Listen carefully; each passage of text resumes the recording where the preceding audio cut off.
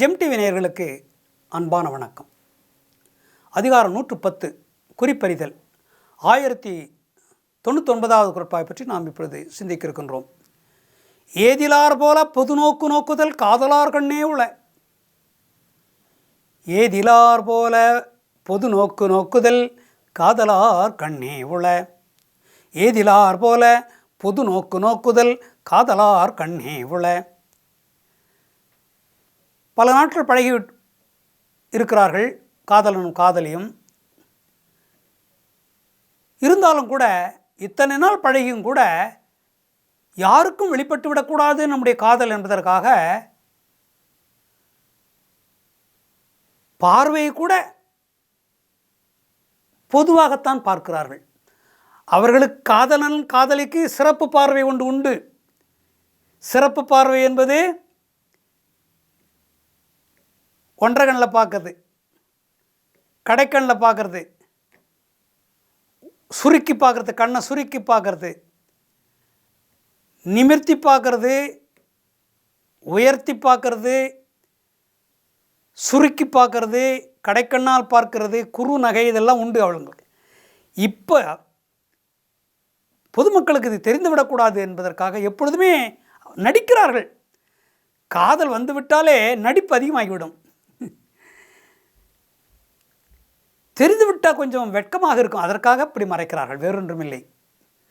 பொது நோக்கு நோக்குகிறார்கள் இருவருமே.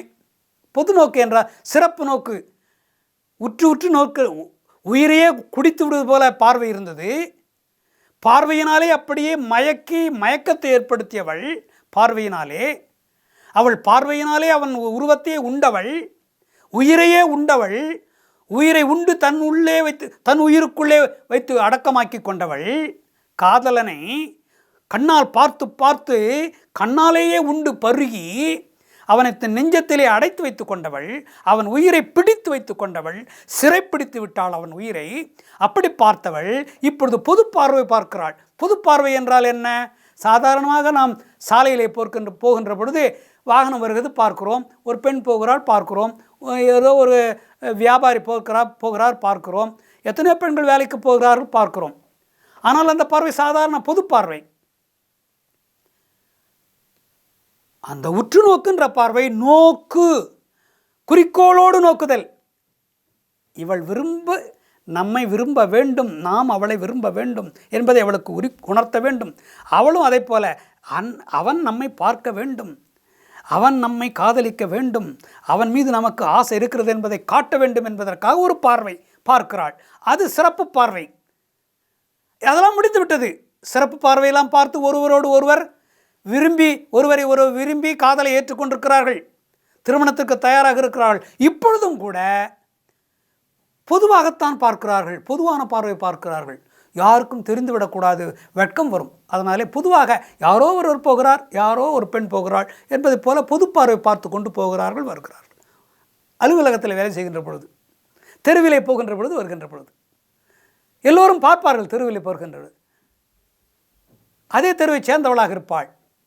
இவர்கள் இருவரும் ஏதாவது காதலிக்கிறார்களா என்னவா என்பது உற்று உற்று பார்ப்பார்கள். அதனாலே சந்தேகம் வந்துவிடக்கூடாது. அவர்கள் பேசுவார்கள், பலவிதமாக பேசுவார்கள், என்னென்னமோ சொல்லுவார்கள். தாய் தந்தையிடமே வந்து சொல்லிவிடுவார்கள், உங்கள் பொண்ணை பார்த்தேன், என்ன பழகுது, என்ன அந்த பையன்கிட்ட போய் என்னென்னமோ பேசுது, என்னென்னமோ பார்க்குது, நடிக்குது, அப்படியே என்னென்னமோ சொல்லுவாங்க. அவங்களுக்கு வருத்தமாயிடும். கபிலர் ஒரு பாட்டில் பாடுவார். அந்த காலத்தில் புறநானூற்றில் கபிலர் ஒரு பெரிய கவிஞர் கபிலர். அவர் ஒரு கவிதை எழுதியிருக்கார். அந்த கவிதையில் என்ன சொல்கிறாரு, ஒருத்தன் தண்ணி கேட்குறான் வீட்டில் வந்து, தண்ணி தாகம் அப்படின்னு. அவன் உண்மையிலேயே அந்த வீட்டு பெண்ணை காதலிக்கிறான். அவன் அந்த அம்மா பார்த்துட்டு, அம்மா யாரோ ஒரு பையன் தண்ணி கேட்குறான், உண்மை குடுமான்னு இந்த பெண்ணுக்கிட்ட சொல்லி அனுப்புகிறான். இந்த பெண்ணு ஒரு செம்பில், அது கிளாஸ் என்று சொல்லுகிறோமே, அதில் ஒரு தண்ணி எடுத்துக்கொண்டு போய் கொடுக்குறாள். ஏற்கனவே இவர்கள் பழகினவர்கள், காதலித்தவர்கள். வேண்டுமென்றே இந்த வீட்டுக்கு வந்து அவன் தண்ணீர் கேட்கிறான். இது அம்மாவுக்கு தெரிந்துவிடக்கூடாது என்பதற்காக யாருக்கோ தண்ணி கொடுப்பது போல் யாரோ ஒரு வெளியில் போகிறான் தெருவில், அம்மா தண்ணி கொண்டு கொடுக்க சொல்கிறார்கள் என்று தண்ணீர் கொண்டு கொடுத்தாள். தண்ணீர் கொடுக்கின்ற பொழுது அவன் கையை பிடித்தான், இவளும் அவன் கையை தொட்டாள். அது மறைக்க முடியாது, அந்த காதலை மறைக்க முடியாது.